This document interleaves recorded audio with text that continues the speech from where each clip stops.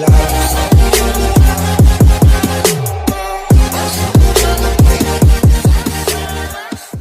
Hello students, how are you? Hope all of you are fit and fine at your home. In our last video we will completed our unit coordination compound.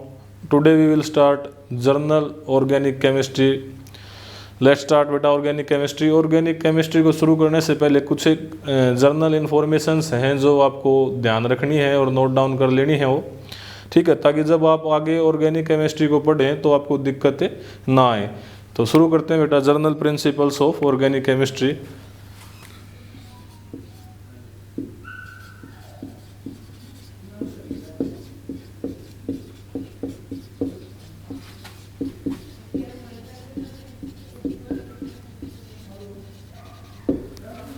तो बेटा आप हम study करते हैं आज journal principles of organic chemistry. तो इसमें सबसे पहले हमें 3 इफेक्ट पढ़ने हैं बेटा, क्योंकि देखो जब भी आप ऑर्गेनिक केमिस्ट्री के रिएक्शंस करेंगे तो वहाँ पर जो चीज़ें आएंगी वो इन 3 जो इफेक्ट्स पढ़ेंगे उनसे काफ़ी रिलेट करती हुई मिलेंगी हमें। तो जो पहला इफेक्ट है हमारा वो है बेटा inductive effect. Inductive effect, inductive effect.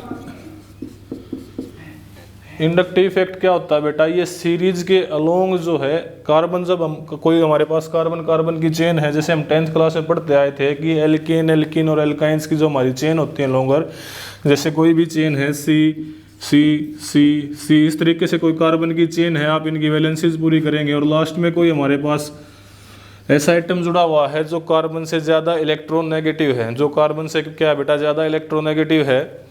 हम इंडक्टिव इफेक्ट के बारे में डिस्कस कर रहे हैं। हमारे पास कोई भी कार्बन की चेन है, आप इसकी वैलेंसीज पूरी करें, तो इसकी वैलेंसी हम पूरी कर लेते हैं इस तरीके से।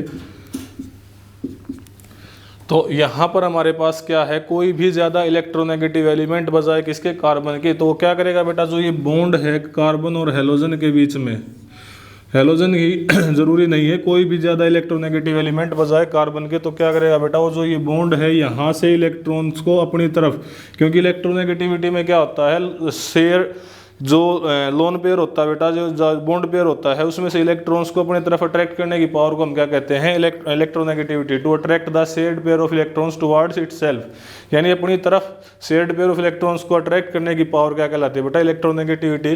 तो ये क्या करेगा, इलेक्ट्रॉन पेयर को अपनी तरफ अट्रैक्ट कर लेगा। तो अपनी तरफ अट्रैक्ट करेगा तो क्या होगा, जो नेगेटिव चार्ज है इसके ऊपर स्लाइटली नेगेटिव चार्ज क्रिएट हो जाएगा, क्योंकि इलेक्ट्रॉन डेंसिटी इसके पास ज़्यादा होगी, तो इसके पास स्लाइटली नेगेटिव चार्ज क्रिएट हो जाएगा। इसके ऊपर क्या होगा बेटा, इन अकॉर्डिंग टू इन दोनों के ऊपर देखोगे आप तो इसके ऊपर स्लाइटली नेगेटिव, इसी को बैलेंस करने के लिए इसके ऊपर क्या आ जाएगा बेटा, स्लाइटली पॉजिटिव चार्ज आ जाएगा, ठीक है। तो कोई भी हमारे पास कार्बन की चेन और उस चेन के आखिरी में, बिल्कुल आखिरी में या बिल्कुल शुरुआत में, क्योंकि हम इस तरफ से देखेंगे तो ये उसका एंड हो जाएगा, इस तरफ से देखेंगे तो ये जो हमारी चेन है उसका एंड हो जाएगा।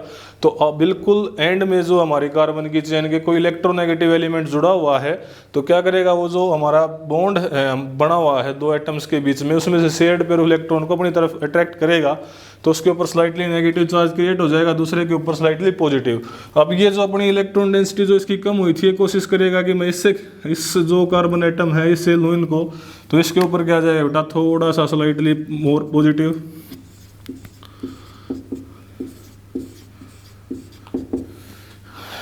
ये कार्बन इलेक्ट्रॉन डेंसिटी लेगा इससे, ये लेगा इससे, ये लेगा इससे, तो मतलब जो है कि यहाँ पर जो चार्ज क्रिएट होगा वो बहुत कम होगा बजाय किसके, इस पे।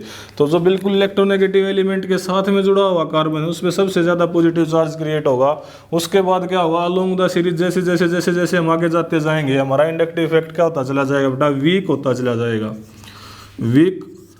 तो अलोंग द सीरीज जब हम आगे की तरफ बढ़ते जाएंगे, जितना हम दूर जाएंगे इलेक्ट्रोनेगेटिव एलिमेंट से कार्बन की सीरीज में, तो उतना ही हमारा जो इंडक्टिव इफेक्ट है बेटा वो कमज़ोर पड़ता चला जाएगा। इंडक्टिव इफेक्ट 2 तरीके का होता है, positive I and negative I effect.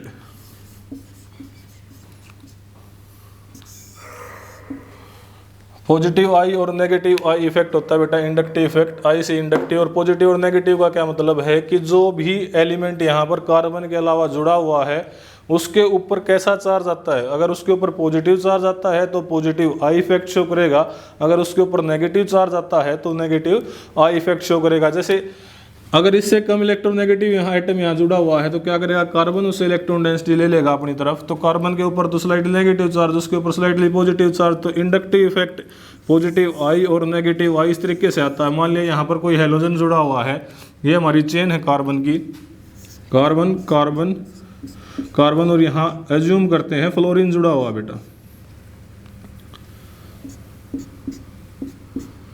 तो फ्लोरीन क्या करेगा, इस जो ये बॉन्ड बना हुआ है इन दोनों के बीच में, इससे इलेक्ट्रॉन डेंसिटी को अपनी तरफ अट्रैक्ट करेगा, तो स्लाइटली नेगेटिव चार्ज फ्लोरीन के ऊपर, तो इसके ऊपर कैसा आ जाएगा बेटा, स्लाइटली पॉजिटिव। अब जो हमारा जो एलिमेंट जुड़ा हुआ था कार्बन से अलग, उसके ऊपर कैसा चार्ज आया है, नेगेटिव चार्ज आया, तो कौन सा इफेक्ट शो करेगा बेटा, नेगेटिव आई इफेक्ट शो करेगा।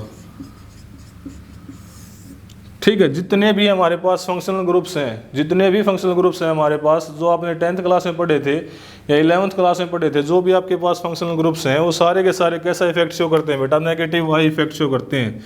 All functional groups, all functional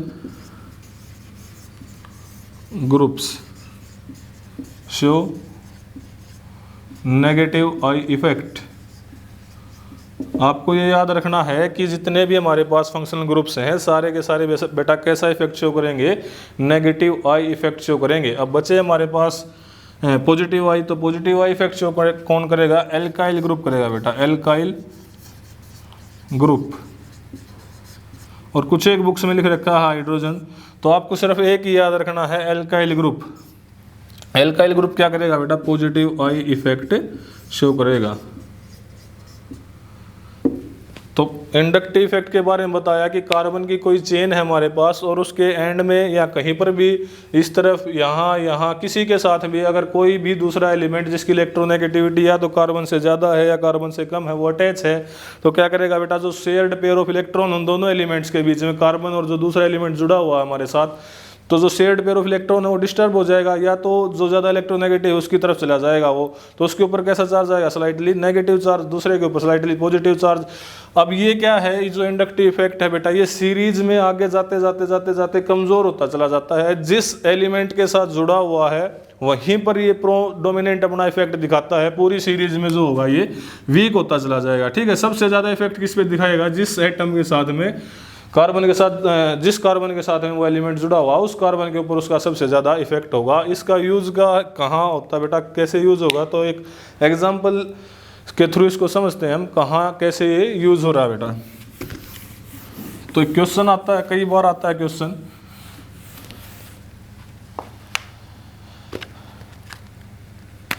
H2O और एल्कोहल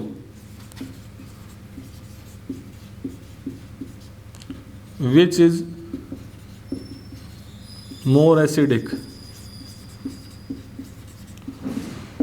पानी और अल्कोहल में बेटा कौन सा जो है वो ज़्यादा एसिडिक है, तो स्ट्रक्चर है बेटा HOH, और अल्कोहल की स्ट्रक्चर होती है बेटा ROH। तो हमें पता है एसिड्स वो होते हैं जो H पॉजिटिव आयंस को छोड़ देते हैं, रिलीज कर देते हैं, तो आप इसमें से H पॉजिटिव और आयन बाहर निकाल लेंगे बेटा, तो क्या बचेगा हमारे पास RO नेगेटिव। यहाँ से बाहर निकालें तो क्या बचेगा बेटा हमारे पास HO नेगेटिव। ठीक है, इस तरीके से अब जो इंडक्टिव इफेक्ट देखेंगे आप, R का जो इंडक्टिव इफेक्ट क्या है बेटा, ये तो OH नेगेटिव आयन बच गया हमारे पास, OH नेगेटिव आयन है जो हमारे पास, ये बच गया है। और ये क्या है, RO नेगेटिव। R का जो इंडक्टिव इफेक्ट होता है, मैंने लिखा था आपको, पॉजिटिव आई इंडक्टिव इफेक्ट शो करता है, यानी इलेक्ट्रॉन डोनेट करता है आगे, तभी तो इसके ऊपर पॉजिटिव चार्ज आएगा। ये अपने इलेक्ट्रॉन्स दे देगा आगे, तो आगे इलेक्ट्रॉन देगा, तो यहाँ पर जो चार्ज है नेगेटिव, इस चार्ज को क्या करेगा बेटा, इंटेंसिफाई करेगा, यानी बढ़ाएगा। अब ऑर्गेनिक केमिस्ट्री में ये याद रखना आपने, जब भी आप किसी रिएक्शन को करते हैं और जो इंटरमीडिएट बनता है, यानी बीच की जो स्टेज आती है, अगर उस पर कोई भी कंपोनेंट चार्ज को बढ़ा रहा है तो क्या करेगा, उसको अनस्टेबल करेगा। अगर कोई कंपोनेंट चार्ज को घटा रहा है तो क्या करेगा बेटा, उसको स्टेबल करेगा। अब ये चार्ज को बढ़ा रहा है, यहाँ से यहाँ चार्ज जो है हमारा इंक्रीज हो रहा है, तो ये क्या है, अनस्टेबल इंटरमीडिएट है, ये नहीं बढ़ेगा बेटा। अब इसमें ऐसा कोई कंपोनेंट नहीं है जो चार्ज को इंटेंसिफाई करे, तो इसका मतलब क्या है, ये H पॉजिटिव जल्दी देगा बजाय किसके, ROH के। इसका मतलब क्या हुआ, जो वाटर है हमारा ये मोर एसिडिक है बेटा, वाटर क्या है हमारा ज़्यादा एसिडिक है, मोर एसिडिक है किसकी बजाय, अल्कोहल की बजाय। तो अल्कोहल क्या है, कम एसिडिक है, वाटर क्या है बेटा, ज़्यादा एसिडिक है। इसके बाद जो अगला इफेक्ट है हमारा वो है रेजोनेंस इफेक्ट। तो इंडक्टिव इफेक्ट के बारे में एक बार फिर बता देता हूँ आपको, ये सीरीज में काम करता है और जितना दूर जाते जाएंगे कार्बन की सीरीज में हम उतना ये कमज़ोर होता चला जाता है। दो तरीके का इंडक्टिव इफेक्ट है हमारा, पॉजिटिव आई और negative I. Positive I effect कौन शो करता है, एल्काइल ग्रुप, और नेगेटिव आई इफेक्ट कौन शो करते हैं, जितने भी हमारे फंक्शनल ग्रुप्स हैं सभी के सभी क्या शो करते हैं बेटा, नेगेटिव आई इफेक्ट शो करते हैं। अब रेजोनेंस इफेक्ट, अगला हमारा रेजोनेंस इफेक्ट और मेसोमेरिक इफेक्ट, ये भी दो तरीके के होते हैं, दोनों ही सेम चीज़ है बेटा, नाम अलग अलग है। जैसे आपका एक घर का नाम होता है, एक स्कूल का नाम, उसी तरीके से रेजोनेंस और मेसोमेरिज्म एक ही नाम है। ये भी दो तरीके का होता है, +R और -R, या इसको आप +M और -M से डिनोट कर सकते हैं। तो बेटा जब हम 11th क्लास में 4th यूनिट पढ़ रहे थे हमारी, वहाँ पर लेविस डॉट स्ट्रक्चर्स आई थी कि किसी भी कंपोनेंट की हम लेविस स्ट्रक्चर कैसे बना सकते हैं किसी भी मॉलिक्यूल की। तो कई बार क्या होता है, कई मॉलिक्यूल्स ऐसे होते हैं बेटा, वहाँ पर लेविस की जो प्रॉपर्टी शो करते हैं वो उनके अकॉर्डिंग लेविस की एक्चुअल स्ट्रक्चर बनाना पॉसिबल नहीं है। हम डिफरेंट प्रॉपर्टीज़ के आधार पर उनकी डिफरेंट कोनिकल स्ट्रक्चर्स तैयार करते हैं। जो एक्चुअल होती है वो उन अलग अलग स्ट्रक्चर्स के बीच की होती है, जिसको हम रेजोनेंस हाइब्रिड बोलते हैं। अब जो रेजोनेंस हाइब्रिड है उसको, उस स्ट्रक्चर को पेपर पे ड्रॉ करना इजी नहीं है, उसको हम पेपर पे ड्रॉ नहीं कर सकते।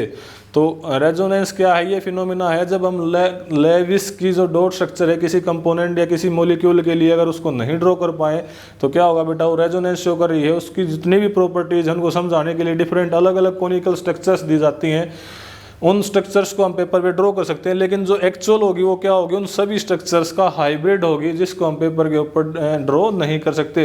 एक सिंपल सा एग्जांपल लेके बताता हूँ, जैसे बेंजीन है बेटा, बेंजीन में क्या होगा,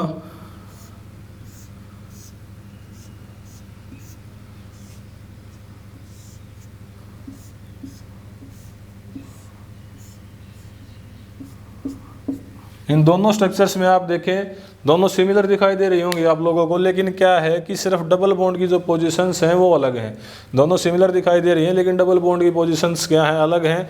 तो आप इसको भी स्ट्रक्चर बता सकते हैं, इसको भी, लेकिन जो एक्चुअल होगी क्या होगी बेटा, इन दोनों के बीच की होगी, इंटरमीडिएट होगी, जिसको हम रेजोनेंस हाइब्रिड बोलते हैं। क्योंकि जब एक्सरे डिफ्रैक्शन से जब बॉन्ड लेंथ को मापा गया तो सभी के सभी बॉन्ड क्या मिले हमें, डबल बॉन्ड से जो है सिंगल बॉन्ड से बड़े और डबल बॉन्ड से छोटे, यानी जो सिंगल और डबल बॉन्ड के बीच के कैरेक्टर शो करते हुए मिले। लेकिन हम ऐसे सिंगल और डबल बॉन्ड के बीच कोई बॉन्ड होता ही नहीं जिसको हम एक्सप्लेन कर सकें। तो दो अलग अलग स्ट्रक्चर्स तैयार की हमने इसकी, जो इसकी प्रॉपर्टीज को बताती हैं, लेकिन जो एक्चुअल स्ट्रक्चर है हम उसको पेपर पे ड्रॉ नहीं कर पा रहे। ये क्या होता है बेटा, रेजोनेंस होता है।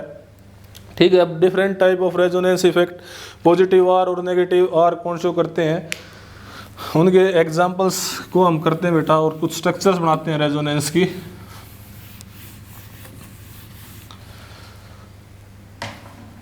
तो वो फंक्शनल ग्रुप्स बेटा, वो फंक्शनल ग्रुप पहले तो हम पढ़ते हैं, पॉजिटिव आर कौन कौन शो करते हैं, पॉजिटिव आर और पॉजिटिव एम।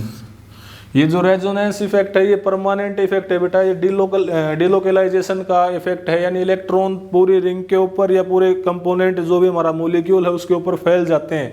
डिलोकलाइज मतलब होता है बेटा उसके ऊपर फैल जाते हैं। तो पॉजिटिव आर और पॉजिटिव एम कौन शो करते हैं, वो फंक्शनल ग्रुप्स जिनके पास क्या हो बेटा, हिटेरो एटम्स या लोन पेयर ऑफ इलेक्ट्रॉन्स होते हैं, जिनके पास क्या बेटा, हिटेरो एटम्स, और उनके ऊपर क्या होते हैं, हिटेरो एटम्स, जिनके पास क्या हो, lone pair of electrons, hetero atoms, और जिनके पास क्या बेटा, लोन पेयर ऑफ इलेक्ट्रॉन्स। अब हिटेरो एटम्स कौन से हैं, जैसे ऑक्सीजन है हमारा, नाइट्रोजन है हमारा, सल्फर है हमारा, ठीक है ना, और हेलोजन ग्रुप्स एक्स, क्या है बेटा ये, हेलोजन ग्रुप्स। तो लोन पेयर ऑफ इलेक्ट्रॉन्स हो और हिटेरो एटम्स हो, जैसे एग्जांपल लिखता हूँ बेटा, OH है तो इसके पास हिटेरो एटम है और इसके पास ऑक्सीजन के पास क्या, लोन पेयर ऑफ इलेक्ट्रॉन्स है, NH2 है, NHR है, NR2 है बेटा, ठीक है। इनके पास क्या है, लोन पेयर ऑफ इलेक्ट्रॉन से पॉजिटिव R इफेक्ट शो करते हैं। अगला है हमारा बेटा नेगेटिव R इफेक्ट और नेगेटिव M इफेक्ट। ये कौन शो करता है, ये शो करता है बेटा जिनके पास मल्टीपल बॉन्ड हो। फंक्शनल ग्रुप्स विच है मल्टीपल बॉन्ड्स, जैसे डबल बॉन्ड और triple bond. Functional groups which है मल्टीपल बॉन्ड, तो यहाँ पर 95% चांस रहेंगे कि वो क्या शो करेगा, नेगेटिव R और नेगेटिव M इफेक्ट। मैं श्योरली ये नहीं कहता कि सभी के सभी डबल बॉन्ड वाले क्या शो करेंगे बेटा हमारे नेगेटिव R और नेगेटिव M इफेक्ट, लेकिन 95% फंक्शनल ग्रुप्स जिनके पास डबल बॉन्ड या ट्रिपल बॉन्ड है वो कौन सा इफेक्ट शो करते हैं, नेगेटिव R और नेगेटिव M इफेक्ट। एग्जांपल्स लेते हैं बेटा, जैसे CHO है, एल्डिहाइड, COOH है, COOR है। इस तरीके से जितने भी जिनके पास डबल बॉन्ड है, C ट्रिपल बॉन्ड N है, डबल बॉन्ड या ट्रिपल बॉन्ड जिनके पास है वो क्या करेंगे, हमारा नेगेटिव R और नेगेटिव M इफेक्ट शो करेंगे। कुछ एग्जांपल्स लेते हैं बेटा जिनके थ्रू हम समझेंगे दोनों इफेक्ट्स को क्या होता है क्या नहीं होता है। तो सबसे पहले हम एग्जांपल लेंगे पॉजिटिव R इफेक्ट शो करने वाले का। तो बेंजीन की हमारे पास रिंग है,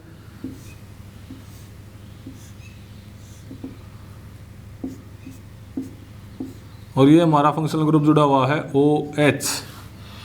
आपको जब भी आप रेजोनेटिंग स्ट्रक्चर्स बनाएं, हम रेजोनेटिंग स्ट्रक्चर्स बनाएंगे, कितनी डिफरेंट टाइप की इसकी कॉनिकल स्ट्रक्चर्स बनेंगी, आपको ये चीज़ ध्यान रखनी है। जिस भी कंपाउंड की जितनी ज़्यादा रेजोनेटिंग स्ट्रक्चर्स होंगी उतना ही ज़्यादा क्या होगा, स्टेबल होगा बेटा। और जो एक्चुअल स्ट्रक्चर होगी वो उन सभी के बीच की स्ट्रक्चर होगी, उसकी एनर्जी उन सबसे कम होगी। आपको जितनी भी रेजोनेटिंग स्ट्रक्चर बनानी है किसी भी कंपाउंड की, कितनी पॉसिबल है आप बना सकते हैं, लेकिन आपको ध्यान क्या रखना है, रेजोनेटिंग स्ट्रक्चर बनाते वक्त जो रूल्स हैं वो क्या बेटा, लोन पेयर, ध्यान से लिख लें इनको आप, lone pair, charge and double bond.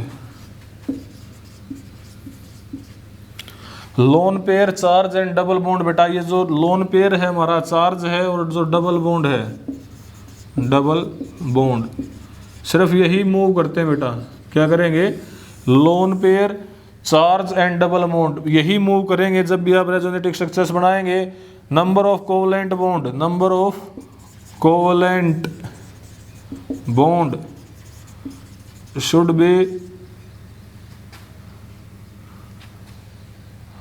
B equal in all conical structures. तो नंबर ऑफ कोवलेंट बॉन्ड बेटा सभी में क्या होंगे, इक्वल होंगे, ठीक है। सिग्मा बॉन्ड नेवर मूव्स, जो सिंगल कोवलेंट बॉन्ड है या सिग्मा बॉन्ड है बेटा वो कभी भी मूव नहीं करेगा। ये तीनों रूल आपको याद रखने हैं। अब स्ट्रक्चर बनाते हैं बेटा, और दोनों जब भी अगली स्ट्रक्चर बनाओ तो क्या करना है, डबल हेडेड एरो, यानी दोनों इंटरकन्वर्टेबल हैं, वो वापस आ सकती है, ये उस स्ट्रक्चर में चेंज हो सकती है। तो यहाँ पर लोन पेयर ऑफ इलेक्ट्रॉन्स लगाएं।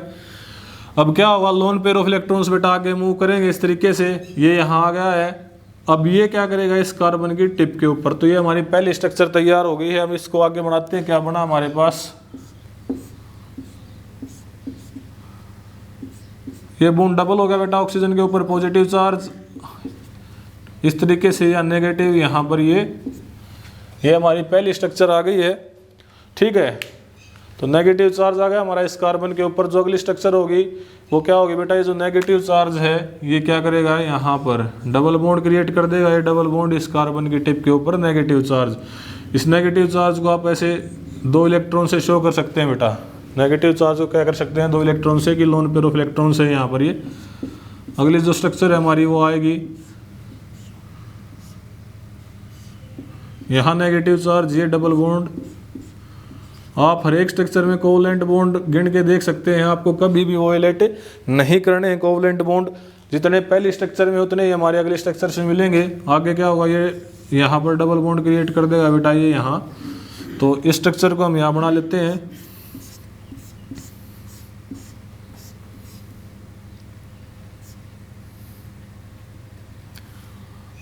यहाँ पर नेगेटिव चार्ज आएगा बेटा, ये डबल बॉन्ड यहाँ क्रिएट हो गया, O पॉजिटिव H। तो ये हमारी पहली स्ट्रक्चर थी, ये दूसरी थी, पहली ये थी बेटा हमारी, ये दूसरी, ये तीसरी स्ट्रक्चर थी, ये चौथी स्ट्रक्चर आ गई हमारी। अब आगे की स्ट्रक्चर क्या होगी, ये जो इलेक्ट्रॉन्स हैं ये यहाँ पर, और ये वापस क्या करेगा, इसको इलेक्ट्रॉन दे देगा, तो हमारी स्ट्रक्चर आ जाएगी इस तरीके से, double bond double bond double bond single bond OH। ये हमारी 5वीं स्ट्रक्चर आ गई है। तो आपने देखा जो फिनोल है, फिनोल की हमने रेजोनेटिंग स्ट्रक्चर्स बनाई, तो क्या ये हमारे पास 5 डिफरेंट स्ट्रक्चर्स आई हैं बेटा। रेजोनेटिंग स्ट्रक्चर्स 5 डिफरेंट हैं, पहली, दूसरी, तीसरी, चौथी और 5वीं। अब किसी कंपाउंड की जितनी ज़्यादा रेजोनेटिंग स्ट्रक्चर्स उतना ही ज़्यादा हो क्या होगा, स्टेबल होगा। रूल मैंने आपको बता दिए, loan pair of electron move करेगा और डबल बॉन्ड मूव करेगा बेटा, ठीक है। Loan pair of electron charge and double bond, single bond कभी मूव नहीं करेगा, और नंबर ऑफ कोवलेंट बॉन्ड सभी कॉनिकल स्ट्रक्चर्स में बराबर होने चाहिए। अब क्या होगा, कौन कॉनिकल स्ट्रक्चर कितनी ज़्यादा स्टेबल होगी बेटा, जिसमें जितने ज़्यादा कोवलेंट बॉन्ड होते हैं वो उतनी ही ज़्यादा स्टेबल होती है। जहाँ पर चार्ज सेपरेशन नहीं होता, जिन कॉनिकल स्ट्रक्चर्स में चार्ज यानी पॉजिटिव या नेगेटिव चार्ज नहीं आता, वो ज़्यादा स्टेबल होती हैं। अब अगर नेगेटिव चार्ज आया हुआ है और वो किसी कम इलेक्ट्रोनेगेटिव एलिमेंट पे आता है, तो क्या होगा बेटा, वो बीच स्ट्रक्चर जो है वो स्टेबल नहीं होगी। और किसी इलेक्ट्रोनेगेटिव एलिमेंट के ऊपर अगर पॉजिटिव चार्ज आता है तो वो स्ट्रक्चर भी स्टेबल नहीं होती है। तो ये जो 3 स्ट्रक्चर है जिनमें आपको चार्ज दिखाई दे रहा है, ये स्टेबल नहीं है। लेकिन क्या करती हैं ये रेजोनेटिक जो स्ट्रक्चर्स हैं, ये जो टोटल एनर्जी है उसकी तरफ डिस्ट्रीब्यूट करती हैं बेटा। जो सारी की सारी जो प्रॉपर्टीज़ हैं हम सभी 5 स्ट्रक्चर्स से मिल के बता सकते हैं। जो एक्चुअल स्ट्रक्चर होगी हम उसको पेपर पे ड्रॉ नहीं कर सकते। अब आपने इसमें देखा होगा कि नेगेटिव चार्ज कहाँ कहाँ आ रहा है बेटा हमारा, ये कि यहाँ नेगेटिव चार्ज आया, एक बार यहाँ आया है, एक बार ये यहाँ आया है, तो 3 बार नेगेटिव चार्ज हमारा आया है। तो जो पोजिशंस है बेटा, जो भी आपको पोजीशंस बतानी है तो आप कैसे बताएंगे, कोई भी अगर ग्रुप जुड़ा हुआ है, कोई भी ग्रुप जुड़ा हुआ है तो उस ग्रुप से आप स्टार्ट करेंगे, उस ग्रुप से स्टार्ट करेंगे जहाँ पर उसने बॉन्ड बनाया है उसके दोनों साथ वाले कार्बन, यहाँ इसने बॉन्ड बनाया है, ये कार्बन और ये कार्बन, एक कार्बन ये और एक कार्बन ये, इन पोजीशन को बोलते हैं बेटा ऑर्थो पोजीशंस, ऑर्थो। उसके बिल्कुल सामने वाली पोजीशन को बोलेंगे बेटा पैरा पोजीशन, और ये जो 2 बच गए हैं ये क्या होती है बेटा हमारी मेटा पोजीशंस। कोई भी ग्रुप जुड़ा हुआ है उस ग्रुप के अकॉर्डिंग ऐसे नहीं बता सकते आप ऑर्थो मेटा पैरा कहाँ है। आपको जो ग्रुप जुड़ा हुआ है, यहाँ पर जो फंक्शनल ग्रुप जुड़ा हुआ है उसके अकॉर्डिंग बतानी है कि कौन सी पोजीशन ऑर्थो है, कौन सी पोजीशन पैरा है और कौन सी पोजीशन मेटा है। तो जो ग्रुप जुड़ा हुआ बेटा उसके बिल्कुल साथ वाले दोनों कार्बन, ये ग्रुप यहाँ पर बॉन्ड बनाए हुए हैं, तो ये वाला कार्बन और ये वाला कार्बन क्या होंगे हमारे ऑर्थो पोजीशंस। इसके बिल्कुल सामने वाला क्या होगा बेटा पैरा होगा, और ये क्या होंगे मेटा। अब ये ऐसे ही क्या हो, मान लिया ये ग्रुप यहाँ जुड़ने की बजाय यहाँ हो, तो ये क्या हो जाएंगे बेटा, ये अब की बार ये ऑर्थो हो जाएंगे, क्योंकि जहाँ पर उसने बॉन्ड बनाया है उसके बिल्कुल साथ वाले कार्बन क्या हो जाते हैं हमारे ऑर्थो, बिल्कुल सामने वाला क्या होगा बेटा पैरा, और जो 2 बच गए रिमेनिंग वो क्या रहेंगे मेटा। तो अब देखो आप ध्यान से, नेगेटिव चार्ज कहाँ कहाँ आया बेटा, यहाँ पर ऑर्थो पोजीशन पे, ऑर्थो पोजीशन के ऊपर और पैरा पोजीशन के ऊपर बेटा, पैरा पोजीशंस के ऊपर ऑर्थो और पैरा पे नेगेटिव चार्ज आया है, ठीक है ना। इस तरीके से क्या होगा ये बताएंगे हमें कि रिएक्शन कहाँ होगी। जब आपने +1 में पढ़ा था कि हमारे पास न्यूक्लियोफाइल और इलेक्ट्रोफाइल्स होते हैं, तो ऑर्थो और पैरा, तो ये बताएंगे कि इलेक्ट्रोफाइल कहाँ आगे जुड़ेंगे और न्यूक्लियोफाइल आगे कहाँ जुड़ेंगे। न्यूक्लियोफाइल कौन होता है बेटा, जो न्यूक्लियस को पसंद करता है। इलेक्ट्रोफाइल कौन सा होता है, जो इलेक्ट्रॉन्स को पसंद करता है। यहाँ पर जो हमारी ऑर्थो और पोजीशन पैरा पोजीशन है, इन पे कौन आएगा बेटा, इलेक्ट्रोफाइल्स आएंगे। और जो मेटा पोजीशन है, क्योंकि उस पर नेगेटिव चार्ज नहीं है, वहाँ पर कौन आगे जुड़ सकता है, न्यूक्लियोफाइल आगे जुड़ सकता है। और पैरा पोजीशन में बनने वाले कंपाउंड हमेशा क्या होते हैं, ज़्यादा स्टेबल होते हैं ड्यू टू सिमेट्री बेटा, ठीक है। अब एक एग्जाम्पल हम, ये तो था हमारा पॉजिटिव आर इफेक्ट और पॉजिटिव एम इफेक्ट का, एक हम नेगेटिव आर और नेगेटिव एम इफेक्ट का एग्जांपल और कर लेते हैं। तो हमारे पास एग्जांपल लेते हैं हम इस तरीके से, C डबल बॉन्ड OH,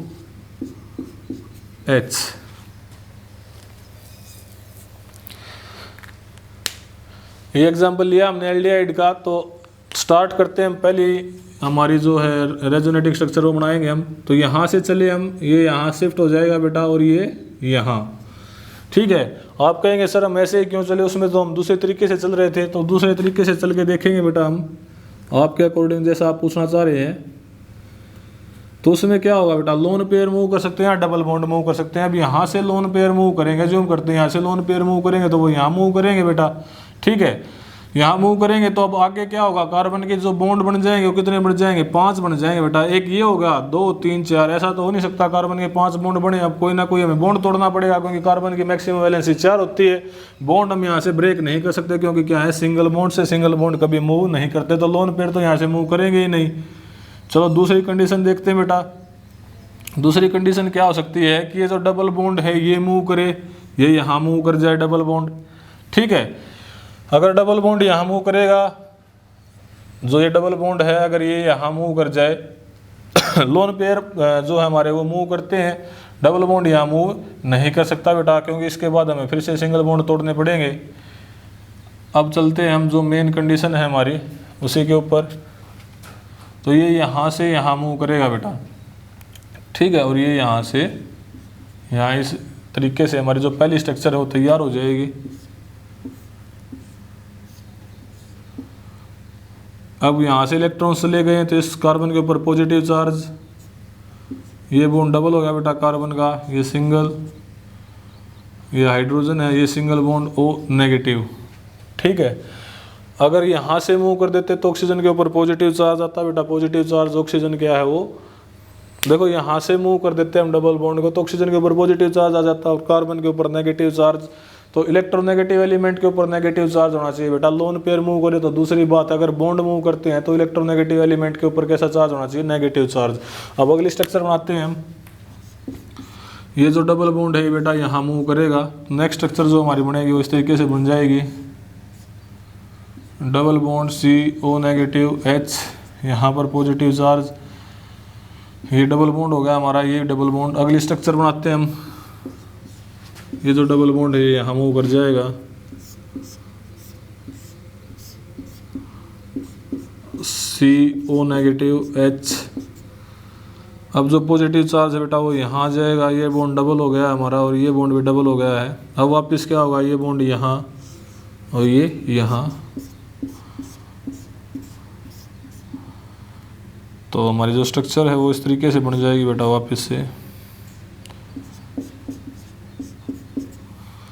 ठीक है। तो ये हमारी पहली स्ट्रक्चर थी, ये दूसरी, ये तीसरी, ये चौथी स्ट्रक्चर है बेटा हमारी, और ये पांचवी। आप अब देखेंगे कि पॉजिटिव चार्ज कहाँ कहाँ आया हुआ, कौन सी पोजीशंस पे आया हुआ बेटा, ऑर्थो या पैरा पे। तो अब की बार, पिछली बार हमने जब देखा था कि जो हमारे पॉजिटिव आर वाले थे उनमें कहाँ था बेटा, पॉजिटिव आर वालों में नेगेटिव चार्ज था, कहाँ, ऑर्थो और पैरा के ऊपर। पॉजिटिव आर वालों में क्या बेटा, नेगेटिव पॉजिटिव चार्ज है कहाँ, ऑर्थो और पैरा पे।